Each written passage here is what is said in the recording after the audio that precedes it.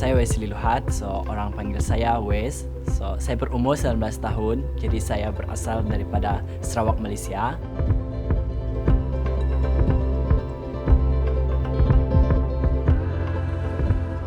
Semasa saya muda, dari saya berumur berapa macam kanak-kanak sudah, saya rasa saya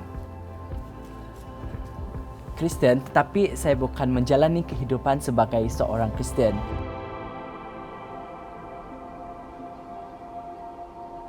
So, kampung ini adalah mempunyai kampung orang Ulu. So, apabila kami di kampung, kami banyak percaya kepada adat-adat yang lama. Contohnya, kami percaya kepada haiwan sebagai Tuhan kami, pokok-pokok sebagai penyembahan kami. Itulah sebagai satu contoh yang saya akan bagikan.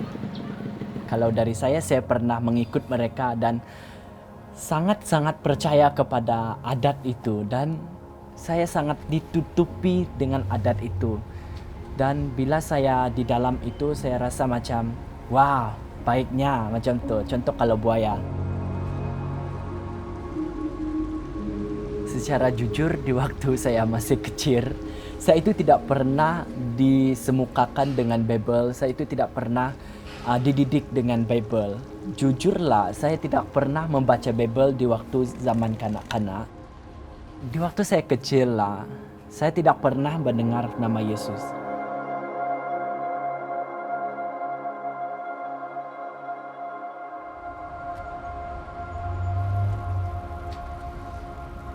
Tetapi bila saya sudah dewasa, saya sudah ada fikiran, jadi saya ingin pergi ke gereja. Di situ saya masih tingkatan 5. Saya pergi ke gereja, yaitu di Kapit, SIB Kapit. So, bila saya di gereja itu, rasanya sangat luar biasa hadirat Tuhan. Itu panas, elektrik begitu. Tapi saya betul-betul tidak faham apa itu Tuhan, apa itu Yesus, apa itu ayat-ayat dalam Bible. Saya tidak faham.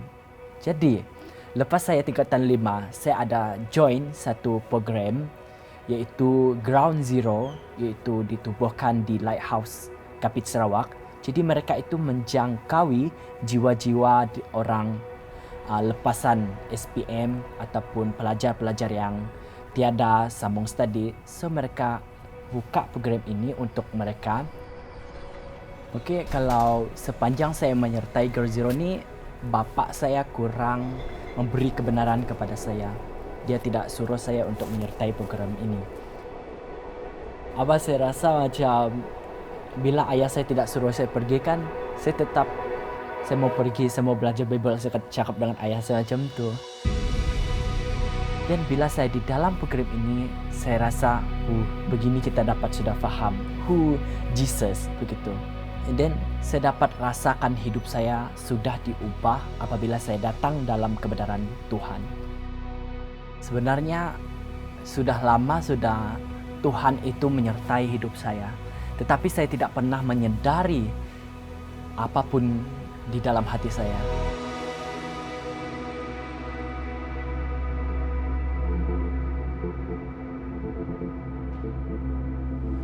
Bila saya sudah sampai di kawasan bandar, saya macam orang yang tidak pernah melihat sesuatu yang maju. Macam bangunan yang tinggi, macam kehidupan orang-orang bandar. Kalau kehidupan di bandar bagi saya sangat banyak cabaran. Sebab apabila kita salah memilih kawan, kita akan terpengaruh dengan kawan.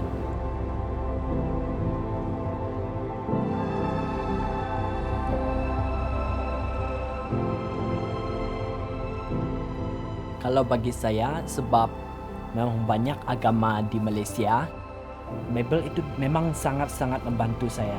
Kalau saya tidak pernah belajar Bible, saya sudah datang kepada KL ni, kalau kawan-kawan saya yang memberi ajaran-ajaran yang lain kepada saya memang akan ikut. So itulah kepentingan Bible bagi saya bila saya berada di KL. Apabila kita sendiri tidak membangkitkan iman kita, jadi kita akan mudah jatuh. Sebab iman tanpa perbuatan adalah mati.